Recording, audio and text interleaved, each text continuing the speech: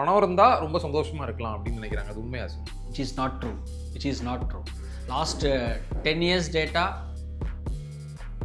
எல்லா கடனும் பேடுன்னு நம்ம சொல்ல முடியாது ஆக்சுவலாக. ஓகே. ஸோ எல்லா கடனும் பேடுன்னு நம்ம சொல்லவும் முடியாதுன்னு சொல்கிறோம். ஏன்னா பிஸ்னஸ் நடத்தணும்னா நீங்கள் கடன் வாங்கணும். ஸோ நல்ல கடன்கிறது இருக்குது ஆக்சுவலாக. ரிங்கா ரிங்கா ரோசஸ் படிக்கிறதுக்கும் ஜானி ஜானி எஸ் பாப்பா படிக்கிறதுக்குமே நீங்கள் நம்ம 4வது கொஸ்டின் என்னன்னா, இப்போ உங்க சம்பளம் அதிகமா இருந்தா மட்டும்தான் நீங்க வெல்த்தியா இருக்க முடியும் அப்படின்றது கரெக்டான ஒரு விஷயமா சார்? கண்டிப்பாக கிடையாது.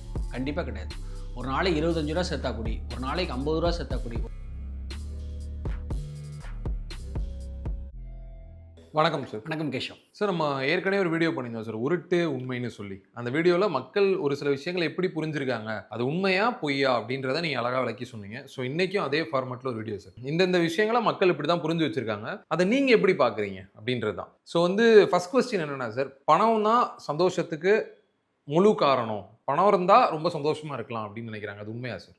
டெஃபினட்டாக மணி கிவ்ஸ் கம்ஃபர்ட். ஸோ நமக்கு தேவைக்கு யூஸ் பண்ணுற பொருள் தான் பணம். பணத்தை லவ் பண்ணணும். பணத்தை இன்னைக்கு காலகட்டத்தில் நிறைய பேர் லவ் பண்ணுறாங்க, பீப்புளை யூஸ் பண்ணிக்கிறாங்க. Should be other way around. பணத்தை நம்ம யூஸ் பண்ணிக்கணும், பீப்புளை நம்ம லவ் பண்ணணும். மக்களை நம்ம லவ் பண்ணணும், மக்களை யூஸ் பண்ணிக்க கூடாது. அது மாதிரி பணத்தை நம்ம ரொம்ப லவ் பண்ணக்கூடாது, பணத்தை நம்ம யூஸ் பண்ணிக்கணும். ஸோ தேவைக்கு யூஸ் பண்ணுற பொருள் பணம். ஒரு மனுஷன் எத்தனை இட்லி சாப்பிட முடியும்? 4 இட்லி 5 இட்லி சாப்பிட முடியும். அளவுக்கு மீறினா என்ன ஆகும்? அமிர்தமும் நஞ்சு. ஸோ அதிகமாக பணம்ங்கிறது it gives lot of discomfort. Sir, 2வது கொஸ்டின் என்னன்னா, பணம் நிறைய வந்துட்டா நம்மளோட குணங்கள் மாறிடும், அதிக பணம் இருக்கக்கூடாது அப்படின்னு சொல்லுவாங்க. அது கரெக்டான விஷயம் சார்? ஸோ திடீர் பணக்காரன் எல்லாம் கேரக்டர் மாற தான் செய்யுது. அதுதான் நம்ம பார்க்குறோம். It all depends on individual. இது நம்ம இது இப்படி தான் அப்படி தான் சொல்ல முடியாது. சில பேர் பணம் வந்த பிறகும் கிரவுண்டடாகவே நிறைய பேர் இருக்காங்க. பட் நிறைய பேர் அது மாதிரி இருக்கிறது இல்லை. You and me cannot do anything about it. Sir, இப்போது எல்லா கடனுமே கெட்டது தான், எல்லா கடனுமே பேசிக்காக கெட்டது தான் அப்படின்றது கரெக்டாக சார்? இந்த ரீசெண்டாக அந்த ஆக்டர் சசிகுமார் ஒரு இன்டர்வியூ கொடுத்துருந்தார். நீங்கள் பார்த்தீங்களான்னு தெரில. ஓகே. அவர் என்ன சொல்கிறாரு, நம்ம சும்மா கூட இருந்திருக்கலாம், கடன் மட்டும் வாங்கக்கூடாது அப்படிங்கிறார். ஸோ எல்லா கடனும் பேடுன்னு நம்ம சொல்ல முடியாது ஆக்சுவலாக. ஓகே. நிறைய பேரால் கடனை ஒழுங்காக மேனேஜ் பண்ண முடியல. நீங்கள் என்ன ஆகிடுதுன்னா, ஆர்பிஐ சொல்கிற டேட்டா படி 1 லட்சத்துக்கு கீழே வாங்குகிற லோன் இருக்கு இல்லையா, இந்த ஃப்ரிட்ஜ் வாங்குகிற லோனு, வாஷிங் மிஷின் வாங்குகிற லோனு, இந்த மாதிரி இந்த 1 லட்சத்துக்கு கீழே இருக்கிற லோனெல்லாம் 46% ஜாஸ்தியாக இருக்குங்கிறாங்க. ஹிஸ்டாரிக்காக என்ன ஆயிருக்குன்னு சொன்னால், it has gone up, which means அறம் செய்ய விரும்ப போய் இப்போ பொருள் செய்ய விரும்ப ஆயிடுச்சு. ஸோ அதுதான் நம்மளுக்கு இருக்கிற இப்போ பெரிய ப்ராப்ளம். ஸோ எல்லா கடனும் பேடுன்னு நம்ம சொல்லவும் முடியாதுன்னு சொல்கிறோம். ஏன்னா பிஸ்னஸ் நடத்தணும்னா நீங்கள் கடன் வாங்கணும். ஸோ நல்ல கடன்கிறது இருக்குது ஆக்சுவலாக. அதை எதெல்லாம் ப்ரொடக்டிவாக யூஸ் பண்ணுறீங்களோ அதுக்கு மேலே நீங்கள் வருமானம் எடுத்துகிட்டு வர முடியும். உங்களால் கேப்பபிலிட்டி இருக்குது, மேனேஜ் பண்ண முடியும். நிறைய பீப்புளால் கடனை மேனேஜ் பண்ண முடியறதில்ல. மேனேஜ் பண்ண முடியும், அதை விட பெட்டர் ரிட்டர்ன்ஸ் வரும்னு சொன்னால் then it is a good debt. So இன்னொரு குட் டெட் எதுன்னு சொன்னால், படிப்புக்காக செலவு பண்ணுறது. இப்போ நிறைய பேர் அப்பா அம்மா கடனை வாங்கி தானே படிக்க வைக்கிறாங்க. ஸோ அது எதுக்குன்னா, that will give you job, income, skill, that will produce lot of money. So anything related to education. ஆனால் இன்றைக்கி எல்கேஜியே பார்த்தீங்கன்னா சென்னையில் 1 லட்ச ரூபா ஆகுது. ஹைதராபாத்தில் ஒரு நியூஸ் பார்த்தீங்களா, எல்கேஜி ஃபீஸு 4 லட்ச ரூபாயாம். ஓகே. பெங்களூரில் பார்த்தீங்கன்னா 2 லட்ச ரூபாய் எல்கேஜி ஃபீஸு. ரிங்கா ரிங்கா ரோசஸ் படிக்கிறதுக்கும் ஜானி ஜானி எஸ் பாப்பா படிக்கிறதுக்குமே இன்றைக்கி நம்மளுக்கு 1 லட்ச ரூபா 2 லட்ச ரூபா தேவைப்படுது. ஸோ விச் இஸ் எஜுகேஷன் ரிலேட்டடாக நம்ம ஸ்பெண்ட் பண்ணுறது எல்லாமே which is actually a good debt. 4வது கொஸ்டின் என்னன்னா, இப்போ உங்கள் சம்பளம் அதிகமாக இருந்தால் மட்டும்தான் நீங்கள் வெல்த்தியாக இருக்க முடியும் அப்படின்றது கரெக்டான ஒரு விஷயமா சார்? கண்டிப்பாக கிடையாது. கண்டிப்பாக கிடையாது. ஒரு நாளைக்கு 25 ரூபா சேர்த்தா கூடி, ஒரு நாளைக்கு 50 ரூபா சேர்த்தா கூடி, ஒரு நாளைக்கு 100 ரூபா சேர்த்தா கூடி. ஸோ முதல்ல உங்கள் மைண்ட் செட்டு தான். Mind set matters. ஈவன் எ ஸ்மாலர் அமௌண்ட் நீங்கள் ஒரு லாங்கர் டைம் ஃப்ரேமில் சேர்த்தா யார் வேணால் கோடீஸ்வரர் ஆகலான்றது நம்ம நிறைய வீடியோவில் நம்ம பார்த்துருக்கோம். முடியும்னு நினச்சா முடியும். அந்த மைண்ட் செட், அந்த எம்ஏபி அதுன்னு சொல்லுவோம். எம்ஏபின்னா என்னென்னா, எம்னா மைண்ட் செட், ஏனா ஆக்ஷன், பின்னா அந்த பெர்சிஸ்டன்ஸும் அந்த பேஷன்ஸும். இது இருந்தால் யார் வேணாலும் பணக்காரனாக முடியும். ஸோ சேவிங்ஸ் மட்டுமே என்னை வெல்த்தி ஆக்கிரும் அப்படின்றது கரெக்டான ஒரு விஷயமா சார்? கண்டிப்பாக கிடையாது. கண்டிப்பாக கிடையாது. பேங்க் அக்கௌண்ட்டில் வச்சுருக்கீங்க, உங்களுக்கு 3% வரப்போகுது, 2.25% வரப்போகுது. எஃப்டியில் வச்சுருக்க போகிறீங்க. எந்த எஃப்டியும் இன்ஃப்ளேஷனை பீட் பண்ணதில்லை. சொன்னால் அவங்க பணத்துடைய வேல்யூ எவ்ரி 10 வருஷத்துக்கு ஒரு தடவை பாதி ஆகிட்டே இருக்குன்னு நம்ம சொல்லியிருக்கோம். கையில் நீங்கள் 10 லட்சம் வச்சுருக்கீங்க, எஃப்டி போட்டிருக்கீங்க அப்படின்னு சொன்னால் அதோடைய value of that fixed deposit eventually in 10 years வந்து 5 lakhs தான். 20 வருஷத்தை பார்த்தீங்கன்னா 2.5 லட்சம் தான். ஸோ ஃபிக்ஸட் டெபாசிட்ஸ் வாங்கியோ இல்லை வந்து அக்கௌண்ட்டில் பணத்தை வச்சுருந்தோ இல்லை தலானை கீழே பணம் வச்சுருந்தோ யாரும் பணக்காரன்னு ஆனதில்லை, இன்ஃப்ளேஷனை பீட் பண்ணதில்லை. அந்த மாதிரி பண்ணிங்கன்னு சொன்னால் கையில் வச்சுட்டு இருக்கிற பணம் பத்தாமல் போயிடும். சிம்பிளாக சொல்லணுன்னா 100 ரூபா எடுத்துகிட்டு போனீங்கன்னா 10 வருஷம் முன்னாடி நீங்கள் 50 முட்டை வாங்கியிருப்பீங்க. அதே 100 ரூபாயை இங்கே எடுத்துகிட்டு போனீங்கன்னா இன்றைக்கி உங்களால் 20 முட்டைக்கு கீழே தான் வாங்க முடியும்.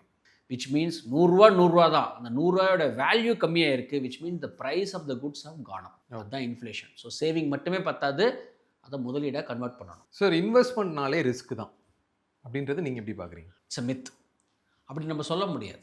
எந்த மாதிரி இன்வெஸ்டிங்னு முதல்ல நம்ம பார்க்கணும். எல்லாமே நம்ம பொதுவாக வந்து இதுனா ரிஸ்க்கு, இதுனா நல்லாயிருக்கும் அப்படின்னு நம்ம சொல்ல முடியாது.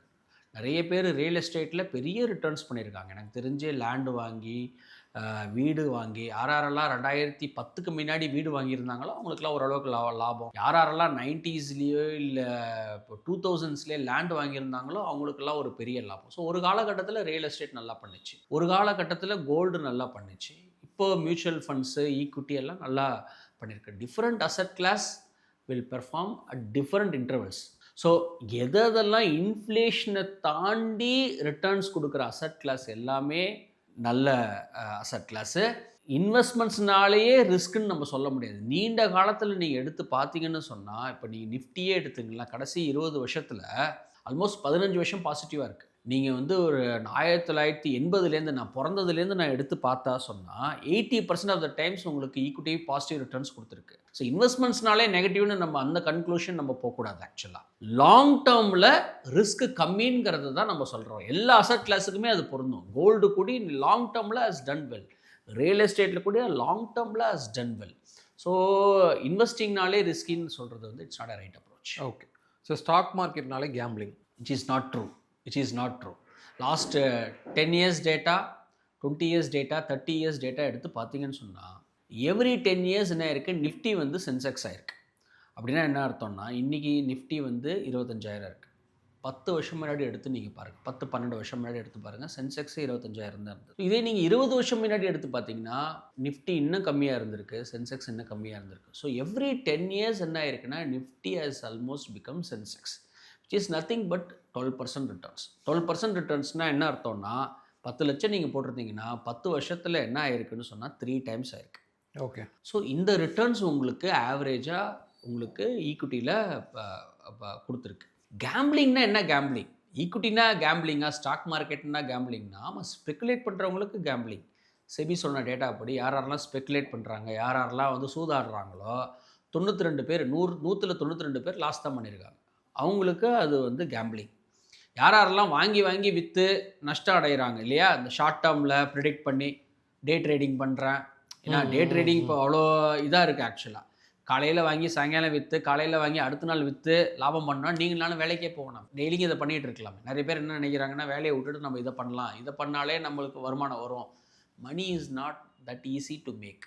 இது நம்ம கிளியராக புரிஞ்சுக்கணும். யாராக இருந்தாலும் வேலை பார்க்கணும், உழைக்கணும், சம்பாதிக்கணும், பணத்தில் கொஞ்சமாக சேவ் பண்ணணும், அதில் கொஞ்சமாக வேறு அசட் கிளாஸில் முதலீடு பண்ணால் பணக்காரன் ஆக முடியும். யாருமே இன்வெஸ்ட்மெண்ட்ஸ் பண்ணி கேம்பிளிங் பண்ணி பணக்காரன் ஆக முடியாது. ஸோ நீங்கள் ஷார்ட் டேர்மில் இந்த மாதிரி ஸ்பெகுலேஷன் பண்ணிங்கன்னா ஸ்டாக் மார்க்கெட் ரிஸ்கி தான். சார், இப்போது மியூச்சுவல் ஃபண்டும் ஈக்விட்டி இது ரெண்டுமே பணக்காரவங்களுக்கு மட்டும்தான்? கண்டிப்பாக கிடையாது. மியூச்சுவல் ஃபண்ட்ஸில் நீங்கள் 250 ரூபா வரைக்கும் முதலீடு பண்ணலாம். ரீசெண்டாக சொன்ன இதுபடி 250 ரூபா நீங்கள் முதலீடு பண்ணலாம், 500 ரூபா நீங்கள் முதலீடு பண்ணலாம். நீங்கள் வந்து நிறைய ஸ்டாக்ஸ் நீங்கள் வாங்கிக்க முடியும் ஸ்மாலர் அமௌண்ட். நீங்கள் இப்படி நினச்சி பாருங்கள், இன்றைக்கி ஒரு சவரன் நகை எவ்வளோன்னு பார்த்துங்க, இல்லை இன்றைக்கி 1 கிராம் கோல்டு எவ்வளோன்னு பார்த்துக்கங்க. ஒரு உதாரணத்துக்கு சொல்கிறேன், நீங்கள் வாங்குறதா இருந்தால் உங்களுக்கு எவ்வளோ பணம் வேணும்? சப்போஸ் நீங்கள் ஒரு லேண்ட் வாங்குறீங்க, ஏதாவது ஒரு லேண்டு நீங்கள் ஒரு 100 ரூபா, 250 ரூபா, 500 ரூபா, 1000 ரூபாய்க்கு வாங்க முடியுமா? வாங்க முடியாது. ஏதாவது நீங்கள் ஒரு வீடு ஏதாவது ஒரு 2000, 4000 வாங்க முடியுமா? ஸோ என்னன்னா மியூச்சுவல் ஃபண்ட்ஸு பணக்காரவங்களுக்குங்கிறது கிடையாது. யார் வேணாலும் முதலீடு பண்ணலாம், ஸ்மாலர் அமௌண்ட் முதலீடு பண்ணலாம். மியூச்சுவல் ஃபண்ட்ஸில் ஒரு பெரிய அட்வான்டேஜ் என்ன நம்ம நல்லா தெரிஞ்சுக்கணும். உங்களுக்கும் ஒரே வேல்யூ தான், எனக்கும் ஒரே வேல்யூ தான். எந்த அசட் கிளாஸ்லேயுமே அந்த மாதிரி கிடையாது. கோல்டுன்னு ஒன்று வந்தால் எந்த பொருளை திருட முடியும்? நகையை தான் திருட முடியும். அதில் ஒரு ரிஸ்க் இருக்குது. ரியல் எஸ்டேட் எடுத்துக்கோங்க, எந்த பார்ட்டி எந்த பொலிட்டிக்கல் பார்ட்டி எடுத்தாங்கன்னு நம்மளுக்கு தெரியாது. நிறைய பேருக்கு வந்து கோடிக்கணக்கில் லேண்ட் இருக்கும். ஆனால் அவங்களுக்கு இருக்குமானா இருக்காது. வேறு யாரோ எடுத்துகிட்டு போயிடுவாங்க. அண்ணன் தம்பி, அக்கா தங்கச்சி, தாத்தா பாட்டி, இந்த கசின்ஸுக்குள்ளே பிரச்சனை வர்றது எல்லாம் இந்த லேண்டில் தான். பட் மியூச்சுவல் ஃபண்ட்ஸில் அப்படி கிடையாது. ஒருத்தர் வெஸ்ட் பெங்காலில் மியூச்சுவல் ஃபண்ட் போட்டிருக்காரு, சென்னையில் ஒருத்தர் முதலீடு ஒரு ஸ்கீமில் போட்டிருக்காருன்னா இவருக்கும் ஒரே வேல்யூ தான், இன்றைக்கி அவருக்கும் ஒரே வேல்யூ தான். அண்ட் டெய்லிக்கு வேல்யூ உங்களால் பார்க்க முடியும், which is very very transparent. No other asset class is as transparent as a mutual fund. And எல்லாருக்கும் ஒரே வேல்யூ, ஒரு டிஸ்பாரிட்டியே கிடையாது. உங்களுக்கு லேண்டில் இருக்குது, கார்னர் பிளாட்டில் ஒரு வேல்யூ, இங்கே ஒரு வேல்யூ, நீங்கள் ப்ரைம் ஏரியாவில் இருந்தால் ஒரு வேல்யூ, அதெல்லாம் உங்களுக்கு இதில் கிடையாது. Which is actually good to the investors. Sir இப்போது இன்வெஸ்ட்மெண்ட் வந்து வெயிட் பண்ணலாம், அதாவது இன்வெஸ்ட் பண்ணுறதுக்கு நம்ம வெயிட் பண்ணலாம், நம்ம உள்ள என்னென்ன வேலை இருக்கோ அதெல்லாம் பார்க்கலாம், இன்வெஸ்ட்மெண்ட் பொறுமையாக பண்ணலாம் அப்படின்னு நிறைய பேர் நினைப்பாங்கல்ல, அது ஒரு கரெக்டான ஆப்ஷனா? பொறுமையாக பண்ண முடியும். சாவர வரைக்கும் வேலை பார்த்துட்டே இருக்க வேண்டியது. ஓகே. நீங்கள் சீக்கிரமே பண்ணி ஈவன் கொஞ்சமாக பண்ணாலும் ஒரு ஸ்டேஜில் நீங்கள் இன்வெஸ்ட்மெண்ட்ஸை விடும்போது அந்த பணம் உங்களுக்கு மினிமம் ஒரு லைஃப் ஸ்டைலுக்கு உங்களை காப்பாற்றும். நீங்கள் லேட்டாக பண்ண இல்லை பண்ணாமையே இருந்தீங்கன்னு சொன்னால் வேலை பார்த்துட்டே இருக்க வேண்டியதான். அஸ் லாங் அஸ் இன்கம் வர வரைக்கும் நீங்கள் சேவ் பண்ணுங்கிற அவசியம் கிடையாது. எனக்கு இன்கம் வருது, நான் எந்த அமௌண்ட்டும் சேவ் பண்ணல, ப்ராப்ளம் இல்லை. இன்கம் ஒரு நாள் தடைப்பட்டு போகும், கை கால் ஒரு நாள் முடியாமல் போகும், ஒரு நாள் நீங்கள் ரிட்டையர் ஆவீங்க. அப்போ நீங்கள் என்ன பண்ணுவீங்க? Simple concept. எறும்பு சேர்த்து வச்சுக்கிது, மழை காலம் வரும்போது யூஸ் பண்ணுது. பணங்கிறது தேவைக்கு உண்டான பொருள். நம்மளால் முடியாத போது, நம்ம ரிட்டையர் ஆகும்போது நம்ம வச்சிட்டு இருக்கிற பணம் நம்மளை காப்பாற்றும். ஓகே சார், ரொம்ப நன்றி. Thank you cash.